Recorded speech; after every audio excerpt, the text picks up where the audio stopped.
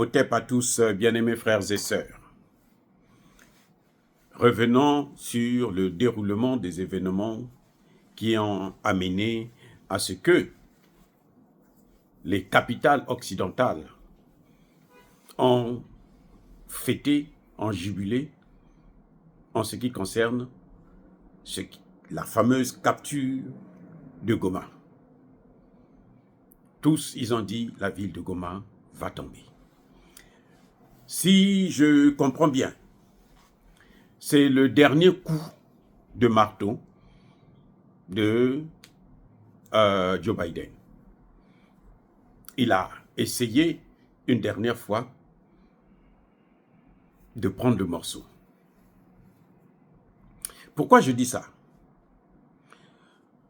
Madame Lucie Tamlin, ambassadrice des États-Unis en RDC, a été nommée par Joe Biden parce que démocrate depuis 2023.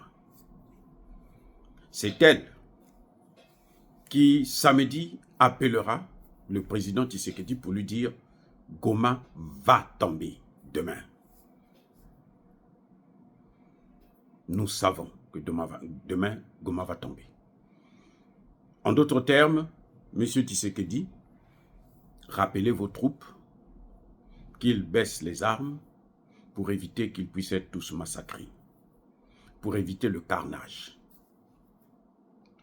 Ils arrivent, ils sont trop puissants. Tshisekedi émet une fin de non-recevoir, rejette la demande. Tshisekedi refuse de rappeler ses soldats à ce qu'ils ont toujours appelé, les complices de Kagame appellent toujours repli stratégique. Le temps est passé. 6 heures du matin. On voit la MONUSCO prendre position. Je vous ai toujours dit que la MONUSCO est là pour finaliser le projet de l'occupation de l'Est par le Rwanda, donc par les puissances occidentales qui ont besoin de ces matières premières cruciales pour leur développement. Donc, les Nations Unies prennent position.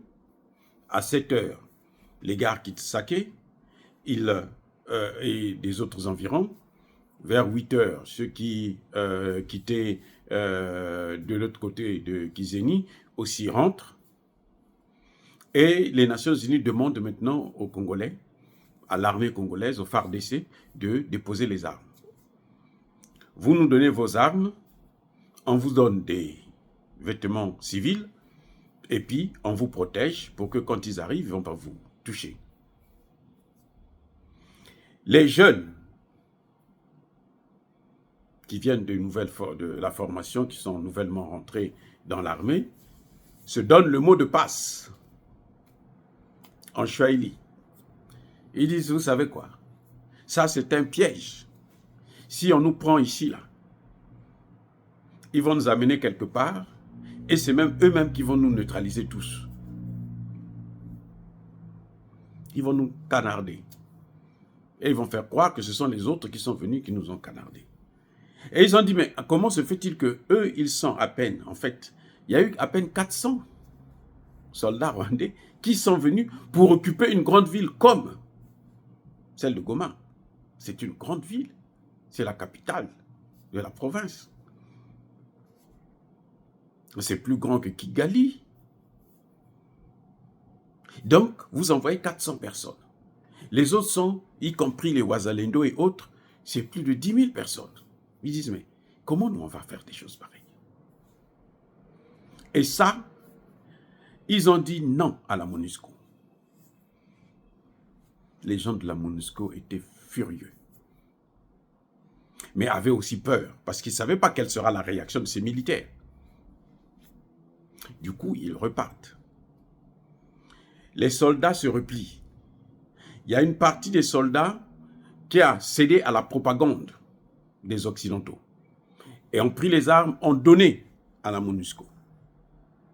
Et puis, ils sont allés trouvé refuge dans les camps de la MONUSCO. Mais les armes là où ils avaient déposé, les FARDC savaient là où c'était. Et est arrivé le moment où, bien sûr, la fameuse force rentre dans Goma. Eh oui, les Rwandais sont rentrés dans Goma.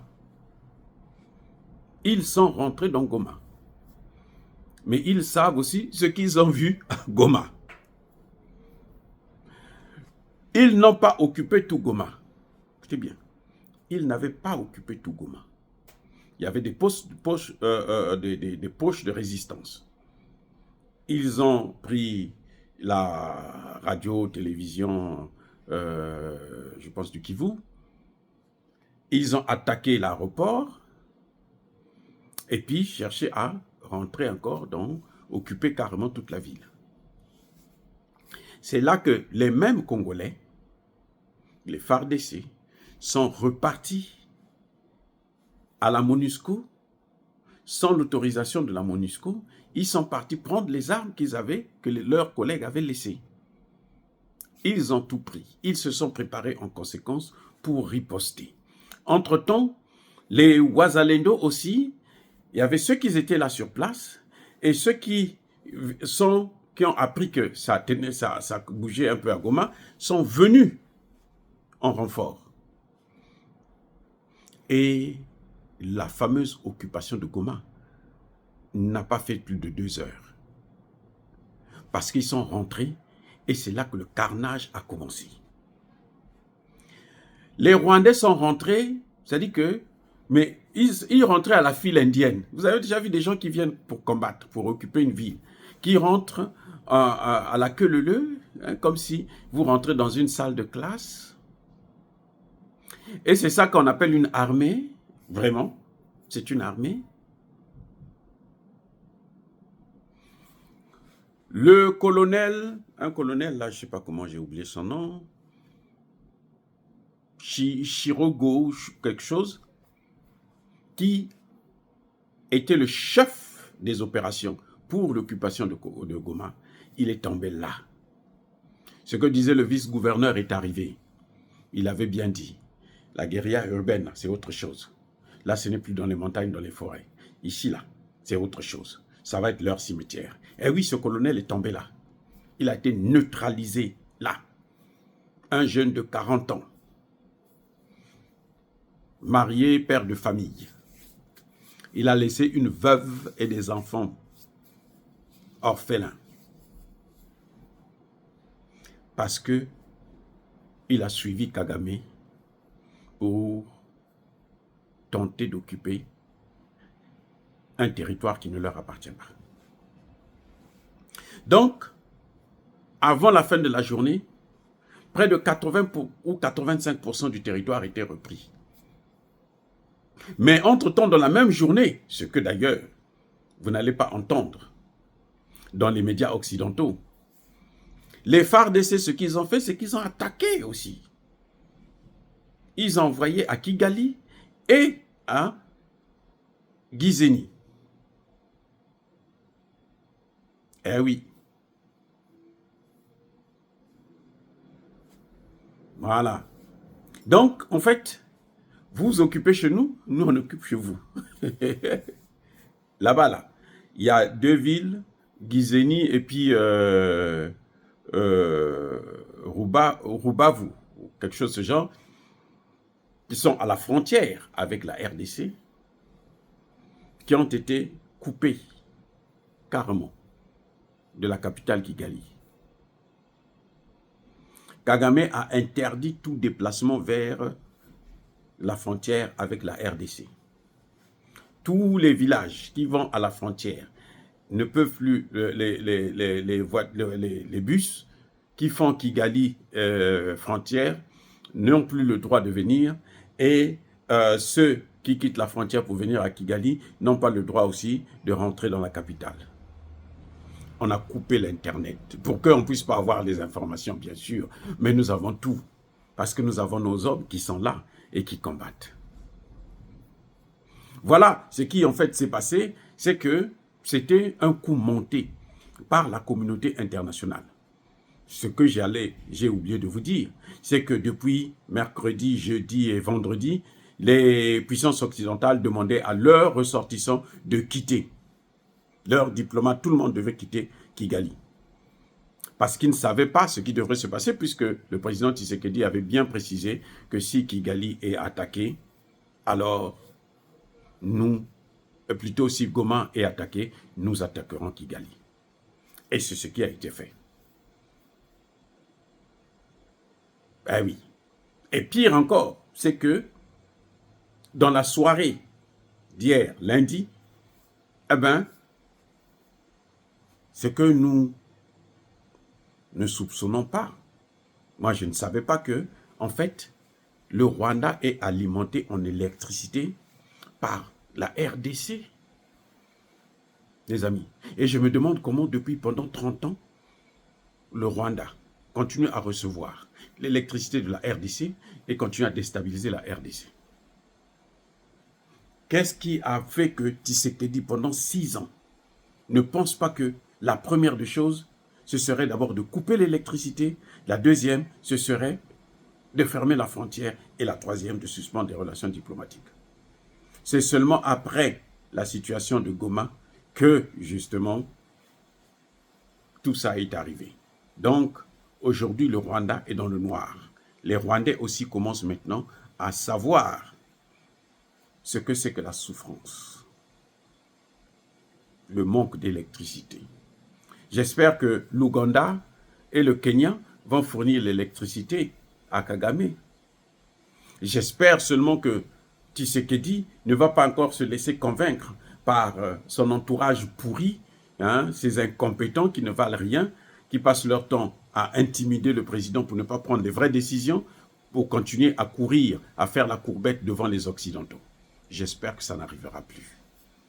Parce que, qu'est-ce qui s'est passé en RDC même? C'est que depuis le début de cette situation qui a commencé jeudi, vendredi, il n'y a aucun homme politique congolais qui est sorti pour parler. Aucun. Ni député, ni sénateur, ni opposant. Les opposants surtout, c'est même pas la peine. Pour les opposants, ils pensent que si Goma tombe, alors Tshisekedi va peut-être démissionner ou bien il y aura un coup d'État ou quelque chose de ce genre. Il sera affaibli. C'est d'ailleurs pour ça que, de son côté, Kabila, qui contrôle beaucoup de généraux dans l'armée congolaise, amis et généraux et hauts gradés de l'armée, il les a tous mis à contribution. C'est d'ailleurs ce qui a permis ce petit incident qui a été vite corrigé, et j'espère seulement que les leçons vont être tirées.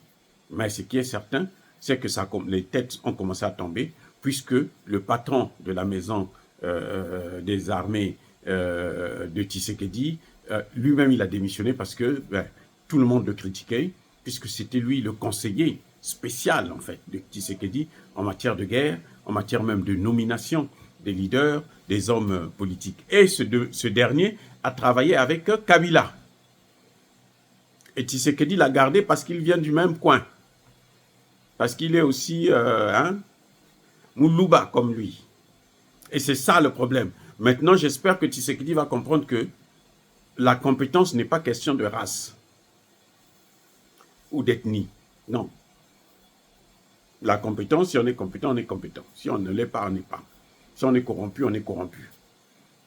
Voilà. Bien-aimés frères et sœurs, encore une fois de plus, jusque-là, nous pouvons dire que les Occidentaux ont échoué dans cette opération qui consistait à occuper la ville de Goma afin de forcer Tshisekedi à négocier avec les terreaux pour l'affaiblir encore plus. Soyez bénis, abondamment bénis par le Dieu des Kémites et par nos ancêtres angélisés, mais que tous ceux qui persécutent le continent africain le pillent et le déstabilisent, qu'ils soient noirs, blancs, chinois, arabes, juifs, indiens, qui qu'ils soient punis, maudits, foudroyés, neutralisés, écrasés, effacés par le Dieu des Kémites et par nos ancêtres angélisés. Vive l'Afrique éternelle, j'ai dit et j'assume.